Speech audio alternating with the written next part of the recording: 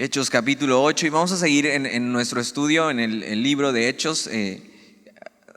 Hasta ahorita creo que Dios ha estado hablando mucho acerca de cómo empieza la iglesia y acuérdate, el libro de Hechos nosotros creemos que es el manual de Dios para la iglesia. Y entonces tenemos que aprender mucho de esto, de cómo es hacer iglesia, pero no solo cómo es hacer iglesia, sino a qué nos ha llamado Dios como iglesia.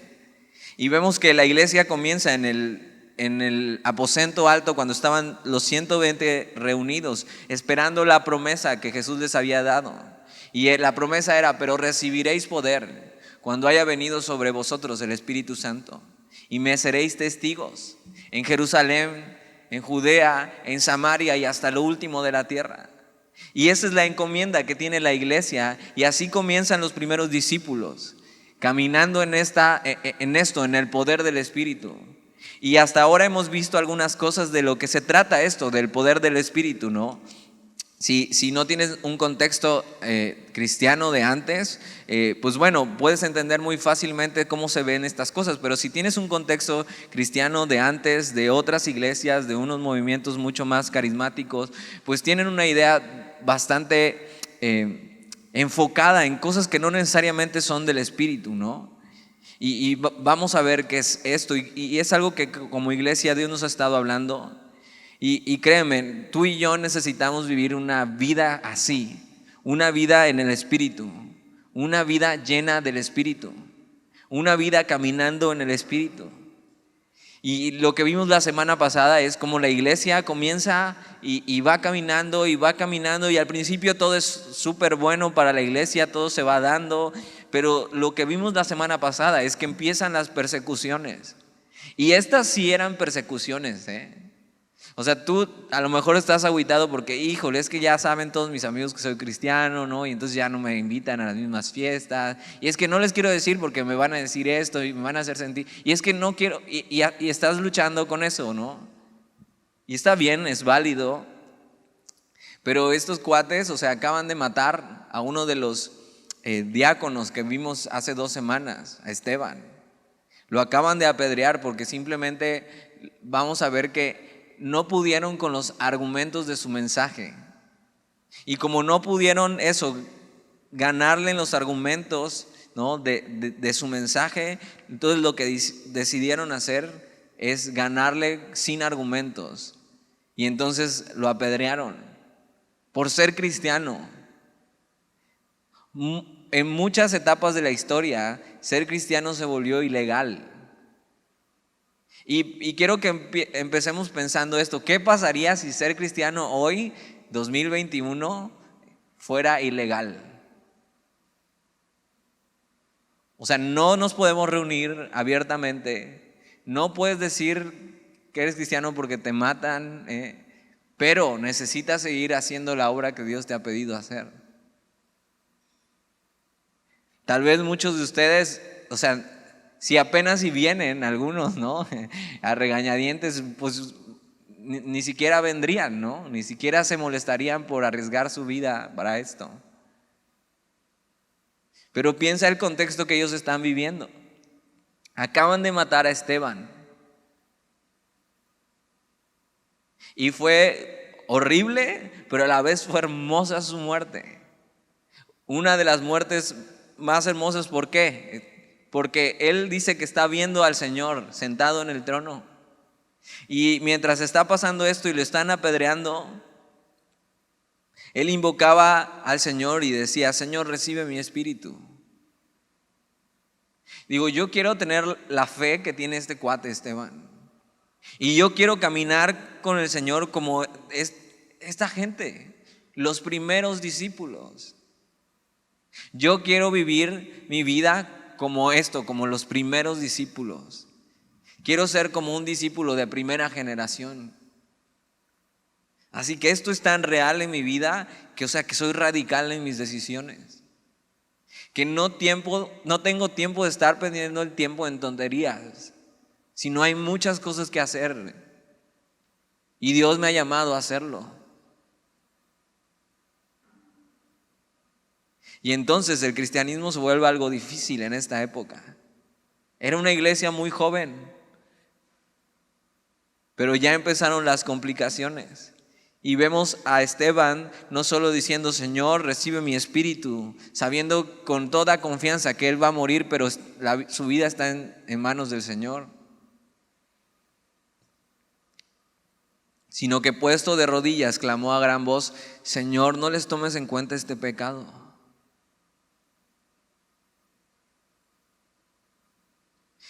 No solo tenía este amor y esta pasión por Dios y así no existía nada más que Jesús, sino que tenía el amor por las personas. Y eso es algo que solo el Espíritu Santo puede hacer en nosotros. Tú puedes estar aquí y decir, no, yo soy muy amoroso, a mí no me cuesta trabajo. No, amar a la manera de Dios. Eso es algo que solo el Espíritu Santo puede hacer en nosotros.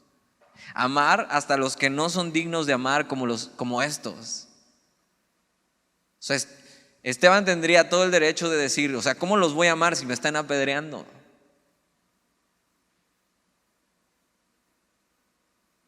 Pero Esteban entiende, Señor, no les tomes en cuenta este pecado, perdónales.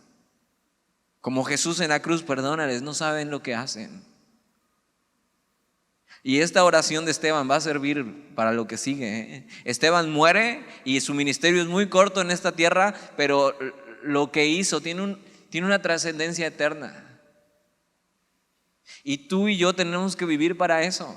Cualquier otra cosa que hagamos en este mundo no va a tener una trascendencia eterna, pero hacer la voluntad de Dios y hacer su obra sí va a tener una trascendencia eterna.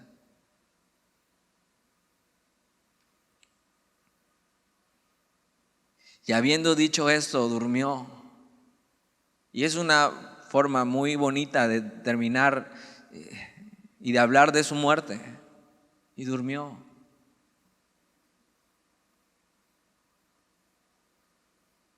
Y Esteban murió, pero al mismo tiempo cuando cerró sus ojos de aquí y los volvió a abrir, ya estaba en la eternidad con el Señor. Y entonces entró en la presencia del Señor y Jesús lo que le dijo, buen siervo y fiel. En lo poco has sido fiel, en lo mucho te pondré, entra en el gozo de tu Señor.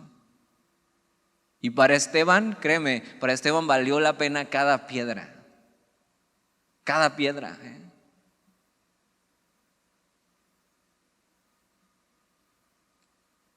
Y entonces mira lo que pasa en el capítulo 8. Y Saulo, Saulo tienes que saber que es el futuro apóstol Pablo. Y Saulo consentía en su muerte. O sea, no solamente Saulo hacía bien por lo que hicieron, sino Saulo estaba de acuerdo en estas cosas.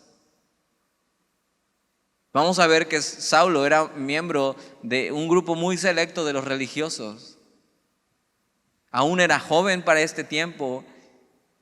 Y Saulo comienza así, siendo un religioso, pero radical, pero vamos a ver que eso, consentía en la muerte de los cristianos, pero no conocía a Jesús.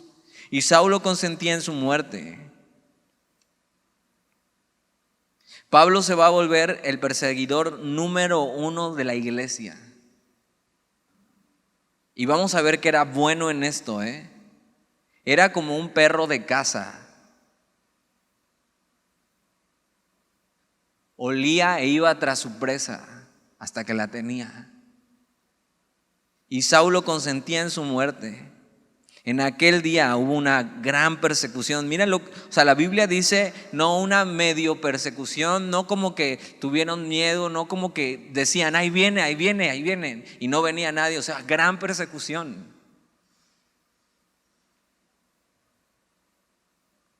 Ya se había destapado esto, ya por fin los religiosos habían cruzado la barrera que no habían cruzado todavía, que era matar a uno de ellos por su mensaje. Pero ya cruzándola ya no les importaba. Se volvió como una cacería de brujas y fueron tras ellos. Gran persecución contra la iglesia que estaba en Jerusalén. Y los cristianos empezaron a ser cazados como bestias, como animales. Pero mira lo que pasa, y todos fueron esparcidos por las tierras de Judea y de Samaria, salvo los apóstoles. Ahora, ¿te acuerdas con qué comencé hablándote? La promesa con la que empezó la iglesia. Pero recibiréis poder cuando haya venido sobre vosotros el Espíritu Santo y me seréis testigos en Jerusalén, en Judea, en Samaria y hasta lo último de la tierra. Y el cristiano en este entonces, que estaban todos reunidos en Jerusalén porque ahí comenzó, de repente se ve en la obligación de ser esparcido. O sea, estaban muy bien en Jerusalén y estaban ya hasta muy cómodos y ya tenían sus amigos y eran un montón. Y de repente es como si sacudieran un avispero, un panal. ¿Nunca hiciste eso con tus amigos? Bueno, ustedes son otra generación, creo que ustedes ya ni salían a tomar el aire, pero, o sea, en mi generación esos eran nuestros juegos. Y así veíamos un panal y en vez de decir no lo toques, no faltaba quien iba y le pegaba y corre, corre, corre. Y fue como alborotar un avispero y fueron esparcidos. Pero también tiene esta imagen como semillas. Y hemos estado hablando de agricultura los domingos, ¿no? Y de semillas. Y es como esta idea de tomas tu bolsa de semillas y las esparces y las avientas. Y entonces cada vez llegan más lejos y llegan a lugares donde no habían llegado. Y lo que está haciendo Dios es que está usando la persecución para sacar a los cristianos de su comodidad y llevarlos a que sigan haciendo la obra que les ha llamado. Porque entonces ya no solo están en Jerusalén, sino están en Judea y en Samaria. Y lo que sigue es hasta lo último de la tierra. A veces Dios permite y deja que el caos se haga presente en nuestra vida. Persecución, dificultades. A veces Dios permite cosas que odia, como que asesinaran a Esteban. Así, no merecía esa muerte. Pero a veces Dios permite las cosas que odia con un propósito más grande y por amor. Lo mismo que pasó con Jesús. Dios no quería que crucificaran a su hijo, pero permitió esto por amor a los demás y por un plan más grande. Tú tienes que saber esto, que Dios quiere nuestra felicidad, pero una felicidad eterna. Y vamos a hablar un poco de eso, porque a veces podrías pensar que bueno, Dios quiere mi felicidad, entonces yo tengo que ser feliz en esta vida, porque si Dios quiere mi felicidad, y entonces cuando no eres feliz en tu vida, estás frustrado y piensas que algo anda mal, o Dios está mal, o tú estás mal y algo pasa porque no eres feliz en tu vida. Pero Dios no solo quiere tu felicidad momentánea, sino eterna. Y para eso es necesario las persecuciones, las dificultades. Porque esta vida a la luz de la eternidad es demasiado corta. Y Dios lo que está formando y lo que está haciendo en nosotros es eso, nuestra felicidad eterna. No significa que en esta vida tienes que ser miserable y que no tienes que ser feliz y entonces tienes que estar todo amargado. O sea, no, hay felicidad en medio de esta vida, y más si Jesús está en ella, a pesar de las dificultades. Pero tienes que vivir con este pensamiento: Dios quiere mi felicidad, pero eterna. Entonces, en este mundo, Dios va a permitir cosas como estas: dificultades, aflicciones. ¿Para qué? Para que lleguemos un día a ese puerto, en la eternidad, donde por fin estemos plenos, y eso, felicidad eterna. Y la Biblia por eso describe la eternidad como no más llanto, ni más tristeza, ni más dolor.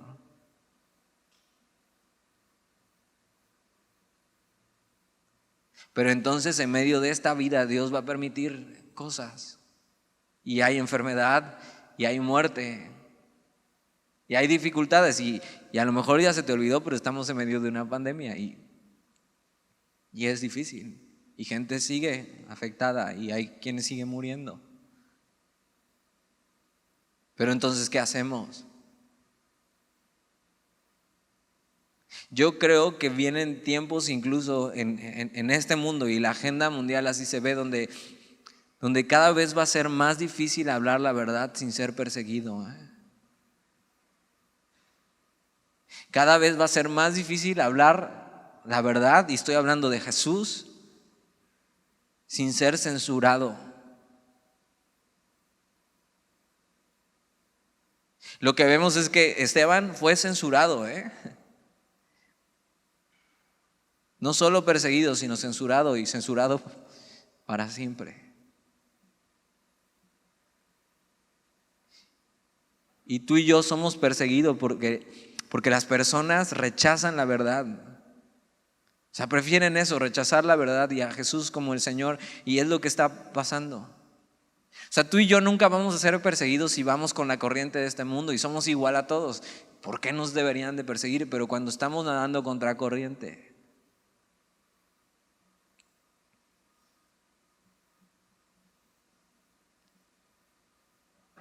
No puedes esperar que no seas eso, perseguido y censurado.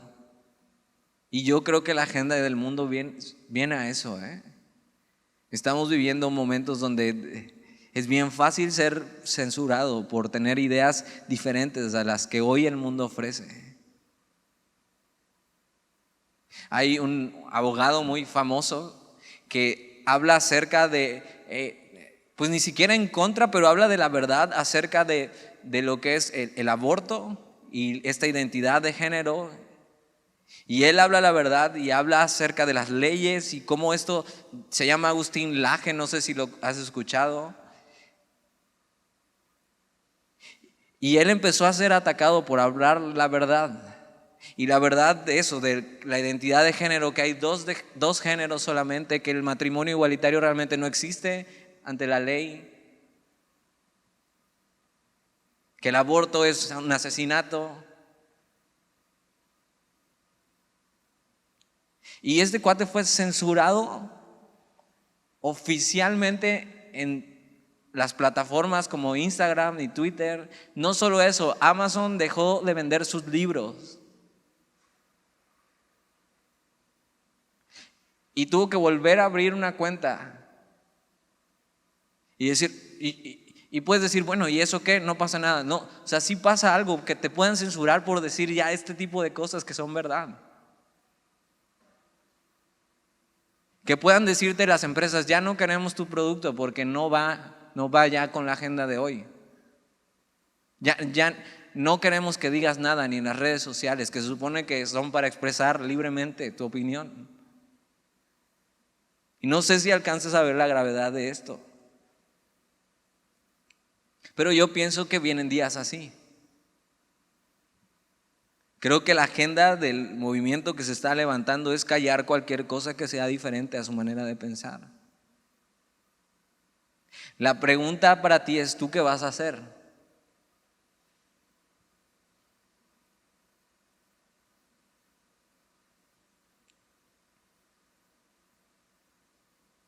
Hay muchos que prefieren evitarse problemas que hablar la verdad. Y no se trata de estar peleando con los otros, no es eso, no se trata de que, bueno, si ellos se levantan, nosotros vamos a levantarnos y vamos a decir, no, pero la verdad se tiene que decir.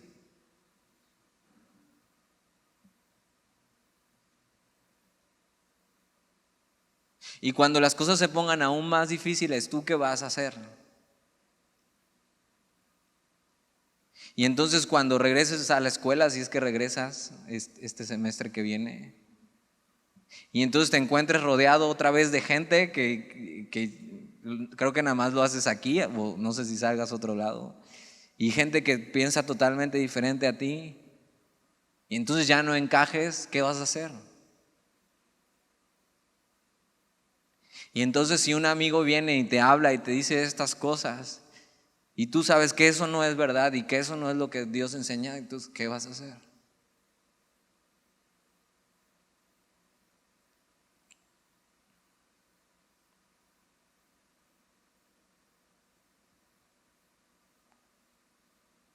Entonces versículo 1, y Saulo consentía en su muerte. En aquel día hubo gran persecución contra la iglesia que estaba en Jerusalén, y todos fueron esparcidos por las tierras de Judea y de Samaria, salvo los apóstoles. Y hombres piadosos llevaron a enterrar a Esteban, e hicieron gran llanto sobre él, y no merecía menos. Un hombre que, eso, fue el primer mártir de la iglesia. Y su sangre ahora es como una semilla que cayó en tierra. Y eso, la sangre de los inocentes clama justicia.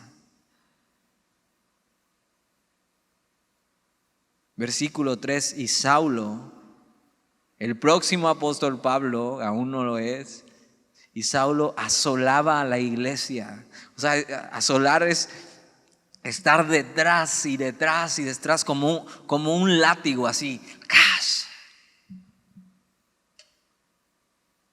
Y Saulo asolaba a la iglesia. Y fíjate lo que hacía, y entrando casa por casa, arrastraba a hombres y a mujeres y los entregaba en la cárcel. Por eso te dije al principio, ¿qué pasaría si ser cristiano y el cristianismo fuera ilegal? Ahora, hoy en el mundo hay lugares donde el cristianismo sigue siendo ilegal, y pasa esto todavía. Y entonces marcan tu casa para que los que son encargados de esos puedan saber, aquí vive un cristiano. Y entonces pueden llegar, entrar, sacarte arrastrando de la casa y meterte a la cárcel si bien te va.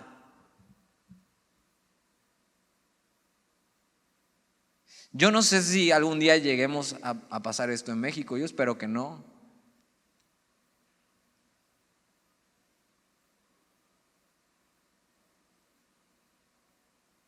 Lo que sí sé es que Dios permite esto. Dios permite dificultades, permite persecución en la iglesia. ¿Para qué? Para sacarnos de nuestra zona de confort. Porque entonces la iglesia va a ser purificada con esto. ¿Por qué? Porque los que realmente no son van a decir, ¿sabes qué? Esto ya se volvió muy complicado. Yo pensé que el cristianismo era amor y paz y me va a ir bien y voy a tener lana. Y la neta ya vi que no. Entonces ahí muere, me regreso. Pero los que son fieles y los que son verdaderos, o sea, en la persecución aguantan. Y se purifican sus intenciones.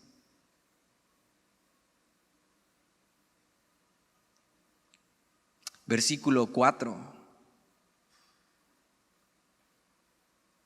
Pero los que fueron esparcidos, otra vez esta palabra, esparcidos como semillas.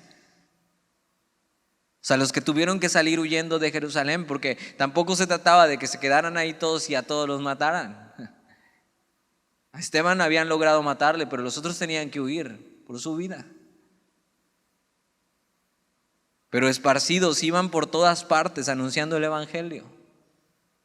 O sea, sí, no me voy a quedar ahí a que me maten, voy a seguir caminando, pero mientras sigo caminando, o sea, yo sigo haciendo lo que Dios me ha pedido hacer.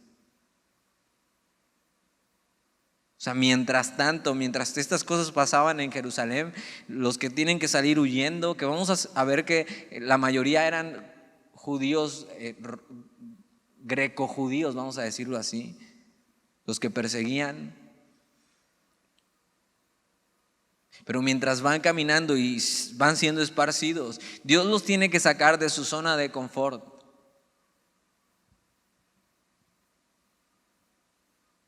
Y tienes que saber que cuando Dios sacude tu vida y te saca de tu zona de confort, Él ya tiene un plan. Es difícil ver, o sea, para ellos era difícil ver este plan, decir, ¿por qué están pasando estas cosas? ¿Por qué mataron a Esteban? ¿Por qué tenemos que salir huyendo? Y es difícil a veces ver el plan cuando las cosas están alborotadas, la incertidumbre. Pero cuando estés pasando esto en tu vida por ser fiel a Dios, recuerda que Dios está sentado en su trono y tiene un plan.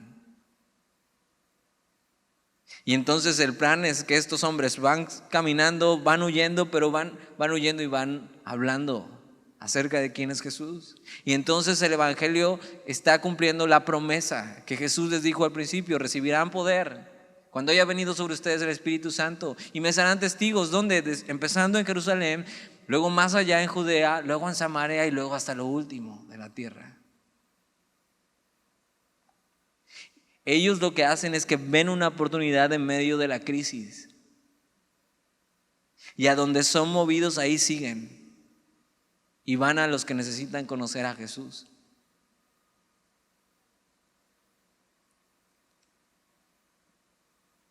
Si logras ver eso en tu vida y si logras entender esto y caminar así, vas a ver lo increíble que es seguir al Señor. Lo increíble de ser cristiano, que no es simplemente no hagas esto y no hagas aquello y no hagas aquello y compórtate de esta manera y no digas groserías o sea, eso no es ser cristiano. O sea, sí, no digas groserías, está bien. Pero eso, o sea, que ser cristiano es mucho más de no hacer y sí hacer. Ser cristiano es que has entendido el amor de Dios en tu vida, lo que Jesús ha hecho por ti.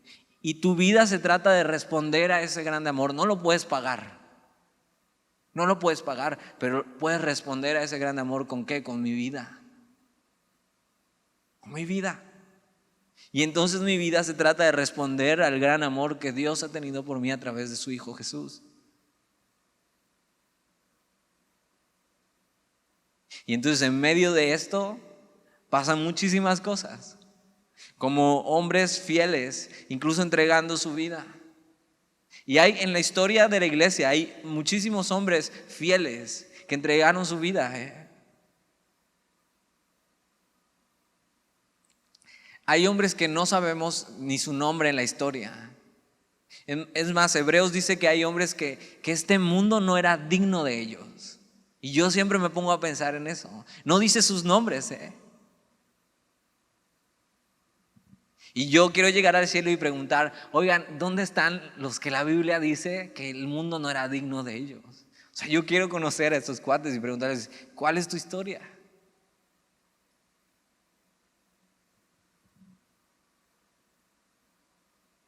Y entonces puedes ver que la vida es mucho más que videojuegos y series y platicar con tus amigos.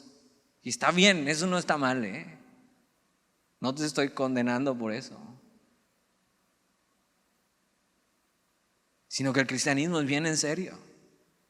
Y hay gente que ha regado el campo con su vida y con su sangre.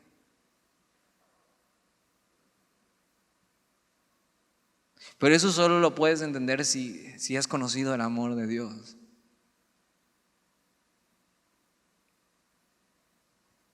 Si no, es una locura lo que estos hombres hacen. Versículo 5. Entonces Felipe. Ahora, ¿quién es este Felipe? Hay un Felipe que es apóstol, que es de los discípulos, pero este Felipe no es ese Felipe. Este Felipe es de los diáconos que vimos en el capítulo pasado.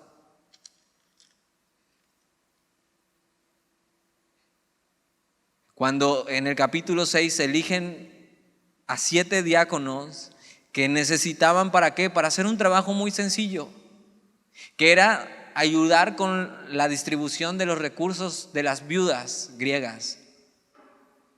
Y entonces, ¿te acuerdas? Se presenta este problema y los discípulos ven que hay una oportunidad para que otros sirvan. Dicen, no es justo que nosotros dejemos la palabra del Señor por servir las mesas, no porque sea menos, sino porque no podemos hacer todo. Entonces necesitamos más y hacen un llamado.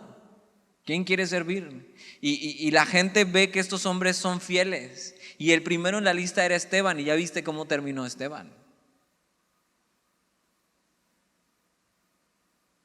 Y era un hombre que hacía algo muy sencillo a la vista de todos, pero era un hombre de verdad en fuego por Jesús. Que ahí está su sangre derramada. Y era bien en serio. Y Esteban no se arrepiente de cada pedrada. Pero el segundo en la lista es Felipe. Y es este Felipe, un hombre también que fue escogido para servir en las mesas. Y no vio eso como algo pequeño. Y tienes que saber cuando eres llamado a servir, o sea, nada es lo suficientemente pequeño porque lo haces para el Señor. Pero vamos a ver que esos hombres no se limitaban a hacer lo sencillo y simple, sino que en su vida general, vamos a ver que eran hombres fieles.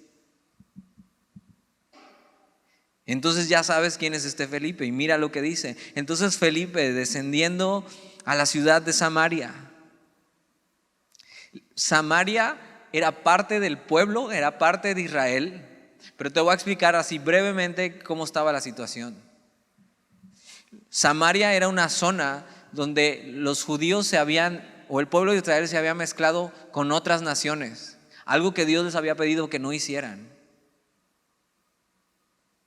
Pero Samaria entonces decidió hacer esto, se mezclaron con otras naciones, entonces era todo un relajo porque una mujer judía estaba casada con un pagano y entonces las religiones estaban mezcladas y entonces tomaban un poquito de lo que habían aprendido de Dios, pero otro poquito de lo que decía el papá y así era todo un relajo. Los hijos ya de plano no sabían ni entendían bien quién era Dios. Cuando Dios había escogido un pueblo para revelarse a Él y para que de generación en generación en generación le contaran a sus hijos quién era Él. Pero entonces pasaba algo. Jerusalén, ¿no? Y Judea y todos ellos se sentían como que ellos sí eran de Dios, pero los samaritanos, por estar mezclados y haber desobedecido a Dios, eran como peor que gentiles y que para ellos eran como perros. Entonces había un choque ahí cultural bastante importante, tanto que vamos a ver que cuando Jesús fue a predicar ahí y de repente hizo milagros y eso, pero rechazaron también a Jesús en Samaria, los discípulos, los hijos del trueno, que era Juan y su hermano, dijeron: Señor, ¿por qué no oramos y que caiga fuego sobre ellos y los destruyes a todos? Ese era el odio que tenía un judío por un samaritano. Pero entonces Felipe, descendiendo a la ciudad de Samaria, les predicaba a Cristo. Para un judío era difícil creer que un samaritano podría ser salvado. Pero vamos a ver que el evangelio no solamente trae salvación y vida, sino nos pone a todos en un mismo nivel. Y ya no hay nadie más espiritual que otro. Todos estamos totalmente necesitados de quién es Jesús.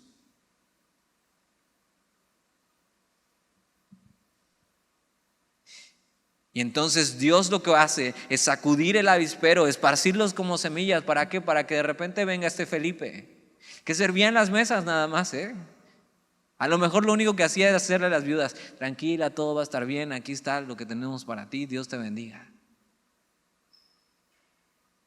O a lo mejor nada más armaba las mesas. Pero Dios sacude y esparce a su pueblo y esparce a la iglesia para que pueda alcanzar a otros. Y ahí está Felipe predicando en Samaria. Versículo 6: y la gente unánime escuchaba atentamente las cosas que decía Felipe, oyendo y viendo las señales que hacía. Este mismo Felipe, este diácono que servía las mesas, sabe que no necesita tener un gran ministerio para ser un verdadero hombre de Dios. Y tú tienes que entender eso. No necesitas estar aquí arriba, no necesitas hacer algo que todos te vean para ser un verdadero hombre y una verdadera mujer de Dios.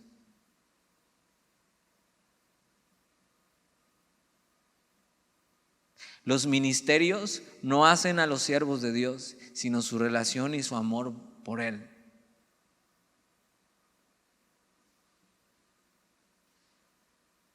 Hay mucha gente desconocida que hizo más que cualquiera en este mundo por Dios, que fue más fiel que cualquiera de nosotros. Y Felipe supo ser fiel en las cosas pequeñas, como atender a las viudas. Y tú tienes que aprender eso si estás sirviendo. Lo que Dios pide de ti es que seas fiel en las cosas pequeñas, en lo sencillo. Ahí donde Dios te está llamando, sé fiel.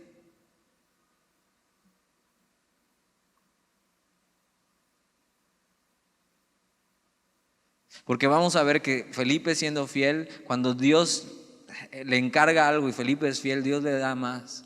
Dios no les da más a los que no pueden con algo sencillo. Y entonces, si estás sirviendo, hazte esta pregunta: si estás siendo fiel a hacer lo que Dios te ha pedido que hagas, de buena gana. Y si no estás sirviendo, empieza sirviendo en lo más sencillo. Aprende y sé fiel ahí. Fiel a Dios, no al del ministerio, no a nadie más, fiel a Dios. Nunca olvides que lo estás haciendo para Dios.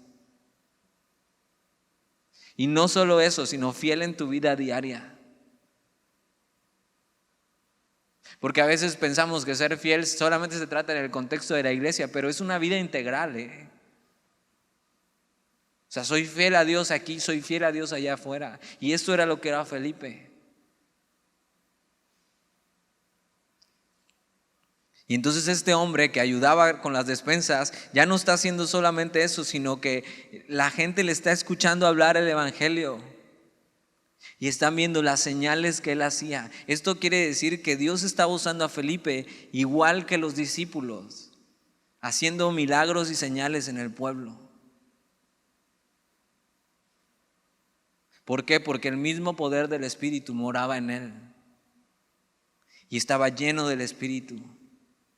Mira lo que hacía, versículo 7: porque de muchos que tenían espíritus inmundos salían estos dando grandes voces, y muchos paralíticos y cojos eran sanados. Y aunque hoy, y como semilla, nuestros ojos no están puestos en estos milagros, creemos que Dios sigue haciendo estas cosas y que Dios nos sigue usando para traer sanidad y libertad a los cautivos.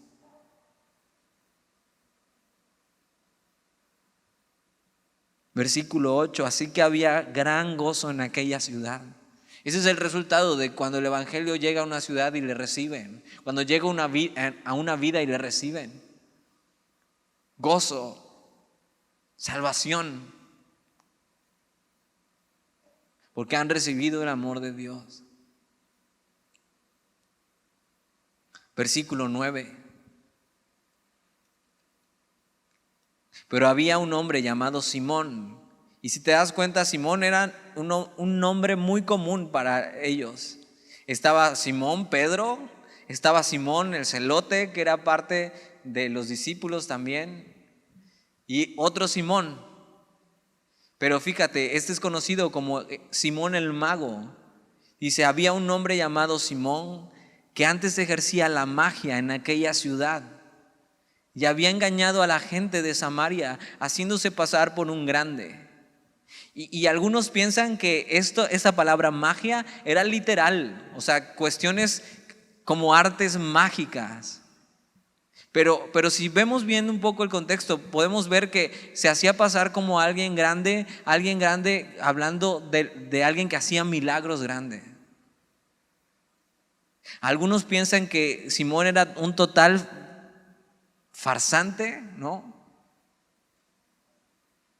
Pero otros piensan que Simón estaba ejerciendo poder no de Dios, sino poder de las tinieblas. No se asusten, no se asusten. Quedó bien con poder de las tinieblas, ¿no? Tengo efectos especiales también. Es el salón de acá que cuando ponen la música, los graves retumban. No te asustes. Entonces está esta idea de que Simón era un total farsante, ¿no? Y entonces hacía trucos y parecía que hacía cosas increíbles, pero no lo hacía. O está la idea en que realmente Simón, o sea, estaba siendo usado y eso, eran demonios los que hacían estas cosas. Esto también es relacionado con algo que estaba muy mezclado ya después, que era gnosticismo, que tenía que ver con buscar una experiencia mística o sobrenatural. Y entonces eso hasta hoy en día sigue funcionando. La gente cuando ve algo sobrenatural y místico se queda así, wow, quiero más, quiero saber más. Y entonces cuando Chris Angel cruzaba la piscina, ¿te acuerdas? Y no sé entre qué edificio tú dices, ¡oh, quiero más! Otro capítulo, ¿dónde lo veo? O sea, quiero ir a verlo, viene a México, ¿dónde? Y te das cuenta, eso crea en nosotros un interés. Y entonces Simón el mago tenía engañados a todos pensando que incluso que estas cosas venían de Dios. Fíjate lo que dice el versículo 10, a este oían atentamente todos, desde el más pequeño hasta el más grande, diciendo, este es el gran poder de Dios.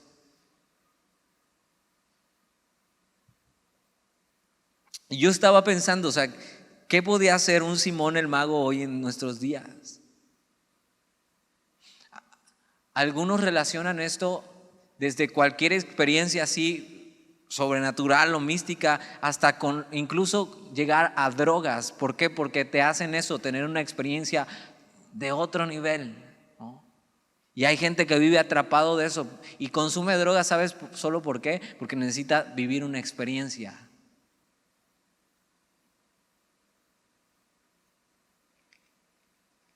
Y hoy en día siguen habiendo Simón el mago, que buscan, como vamos a ver, seguidores y buscan atrapar a los demás con sus enseñanzas o trucos. Hoy sigue habiendo este mismo engaño. Tienes que saber que el diablo no se viste, o sea, de diablo. O sea, no es, las películas nos han engañado pensando que se va a vestir así, va a venir y te va a jalar las patas en la noche, ¿no? No, se viste de ángel de luz y hace parecer que algo parece ser de Dios, pero no lo es.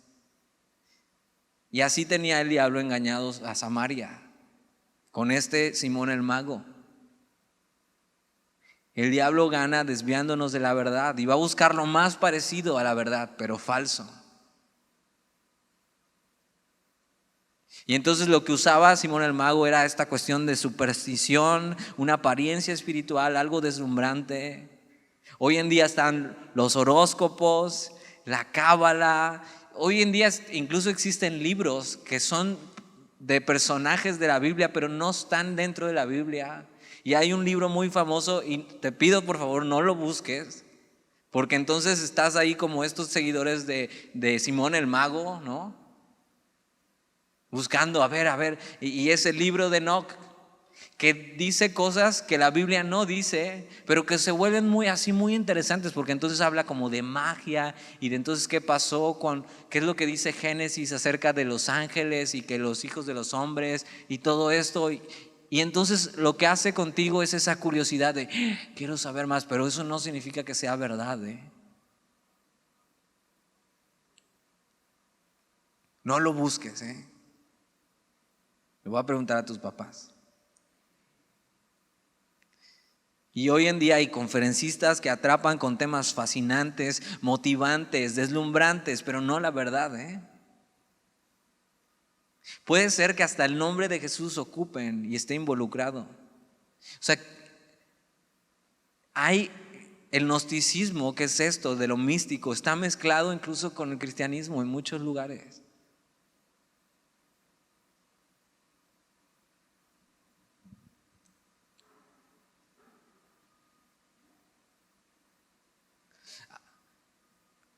Y vamos a ver más adelante qué pasa con este Simón. Versículo 11, y le estaban atentos porque con sus artes mágicas les había engañado mucho tiempo. Pero cuando creyeron a Felipe, o sea, Felipe está anunciando el evangelio, y Felipe no le importa quién estaba ahí antes. Felipe viene y hace lo que tiene que hacer y Dios le está usando. Pero cuando creyeron a Felipe, mucha gente creyó, Valió la pena que Dios los sacudiera y los esparciera, porque el evangelio llega a Samaria y la gente está creyendo. Pero cuando creyeron a Felipe, que anunciaba el evangelio del reino de Dios, y fíjate, y el nombre de Jesucristo, ese es el evangelio del reino de Dios, que Jesús vino para salvarnos. Entonces se bautizaban hombres y mujeres, y era lo que seguía. Los que habían creído decían, bueno, ¿y quién te pide bautizarme? Y entonces el bautismo era eso, como decir, ya lo que pasó en mi corazón lo quiero simplemente eso, reconocer delante de todos. Y eran bautizados. Versículo 13, fíjate lo que dice, también creyó Simón mismo. Y habiéndose bautizado, estaba siempre con Felipe. Y viendo las señales y grandes milagros que hacían, estaba atónito. Y el pasaje dice que Simón también creyó. Este Simón el mago. Pero vamos a ver, incluso vemos que hasta se bautizó.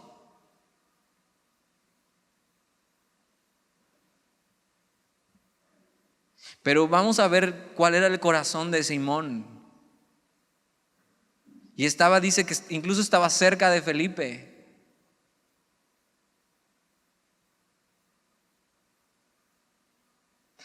¿Sabías que hay algo que se llama simonía?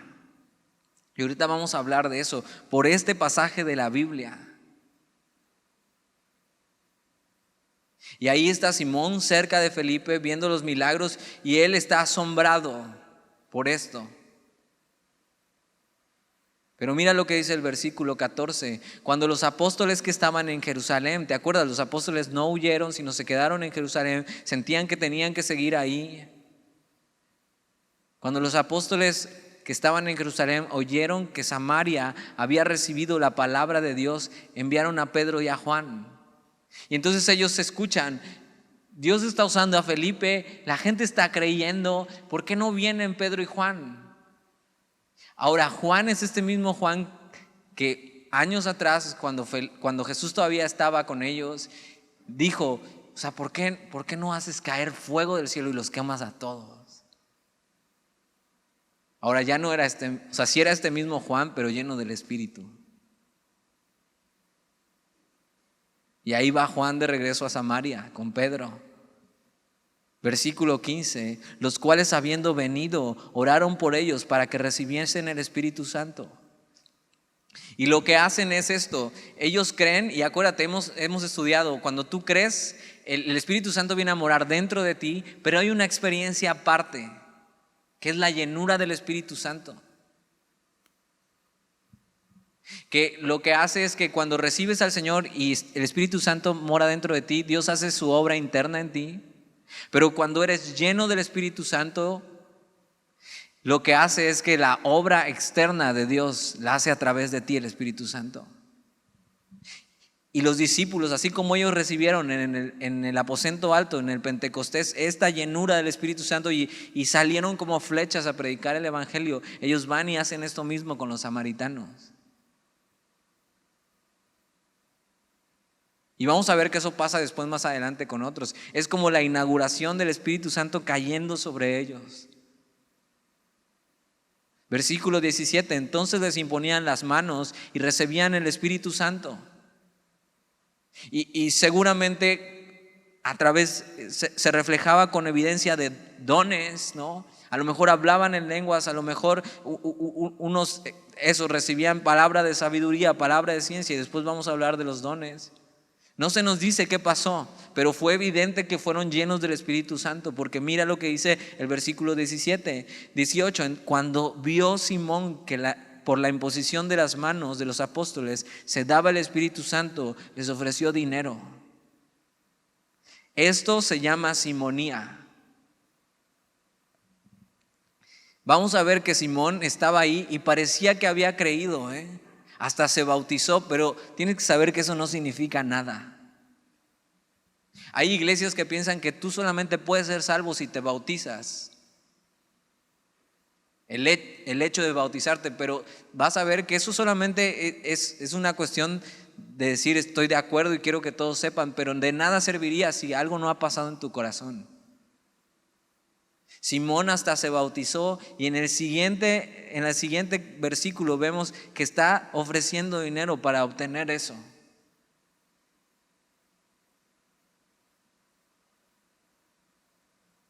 Y luego se lo dice a Pedro, y mira lo que dice Pedro. diciendo: dadme también a mí este poder para que cualquiera a quien yo impusiere las manos reciba el Espíritu Santo. Entonces Pedro le dijo: tu dinero perezca contigo. O sea, esto es que tú y tu dinero se vayan directito al infierno. ¿Por qué has pensado que el don de Dios se obtiene con dinero? Cuando la gente quiere controlar al Espíritu Santo, en lugar de ser controlado por el Espíritu Santo, esto es simonía. Este hombre quiere obtener un lugar. Y hoy en día la simonía se ve de esta manera, tratando de obtener un puesto dentro de la iglesia, riquezas o poder. Algo que solo Dios puede dar a cambio de tu esfuerzo o tu dinero o un trueque con Dios. Esto sigue sucediendo. Hay gente que se acerca a Dios tratando de obtener algo por sus esfuerzos, tratando de comprar algo. Gente que piensa que el Espíritu Santo es alguien que está a tu disposición y a tu capricho. No desean a Jesús y al Espíritu Santo, sino desean lo que pueden obtener de Él. Hay gente que puede aparentar haber creído, pero las intenciones importan y Dios conoce las intenciones. Tú puedes creer en un nivel intelectual y decir: yo creo que Jesús es Dios. Pero si eso no te lleva a rendirte a Jesús como Señor, entonces no es una verdadera fe. Porque la verdadera fe hay evidencia donde tú rindes tu vida al señorío de Jesús. Y era algo que no había pasado entonces en la vida de Simón el mago. Versículo 21, Pedro le dice: no tienes tú parte ni suerte en este asunto. O sea, estás totalmente fuera de lugar. Porque mira, porque tu corazón no es recto delante de Dios. Alguien que ha sido salvado realmente, Dios endereza su corazón. Pero Simón el mago no había creído realmente. Solo había sido cautivado por una falsa idea y una falsa doctrina que él mismo había inventado, de querer obtener poder y obtener algo de Dios.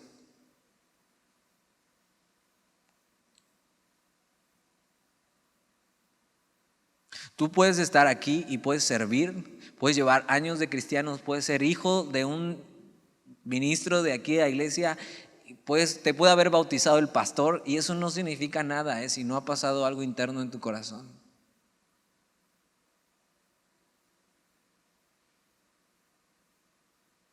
Ahora, cuando pasa esto y Pedro le dice esto a Simón, no le dice: ya estás desechado ni nada, sino mira lo que le dice en el versículo 22: arrepiéntete pues de esta tu maldad y ruega a Dios si quizá te sea perdonado este pensamiento de tu corazón. La solución para esto es el arrepentimiento. Si tú hoy te ves en este mismo lugar, tienes que saber que hay esperanza y necesitas ser sincero con Dios y reconocer tus equivocadas intenciones, humillarte delante de Él, que Él limpie tu corazón. Versículo 23 le dice: porque en hiel de amargura y en prisión de maldad veo que estás. Y esto se llama don de discernimiento de espíritus. No es que puedas ver espíritus, sino que puedes discernir el espíritu de otro y ver cómo está. Y eso es un don espiritual. Ahora, si tú crees que ves cosas y como que puedes sentir lo otro, a lo mejor tienes don de sospecha, pero no eso, don de discernimiento de espíritus. Eso es claro. Y Pedro, o sea, Dios usa a Pedro en esto para revelarle cómo está la vida de Simón. Dice: estás en hiel de amargura, o sea, estás perdido, hijo. Versículo 24, respondió entonces Simón, dijo: rogad vosotros por mí al Señor para que nada de esto que habéis dicho venga sobre mí. Esto no es un verdadero arrepentimiento. Y tienes que saber, nadie se puede arrepentir por ti más que tú.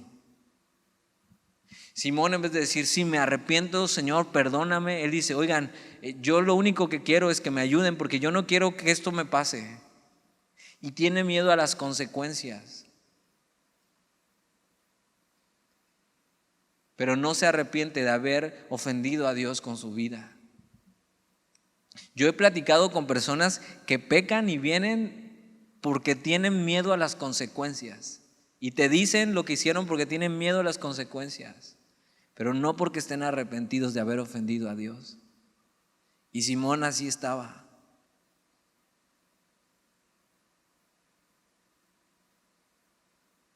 Necesitas arrepentirte si es tu caso, de verdad. Decir, Señor, no estoy buscando nada de ti que no seas tú. Versículo 25, y ellos, habiendo testificado y hablando la palabra de Dios, se volvieron a Jerusalén, y en muchas poblaciones de los samaritanos anunciaron el evangelio. Y Dios abre una puerta grande en Samaria por ser esparcidos.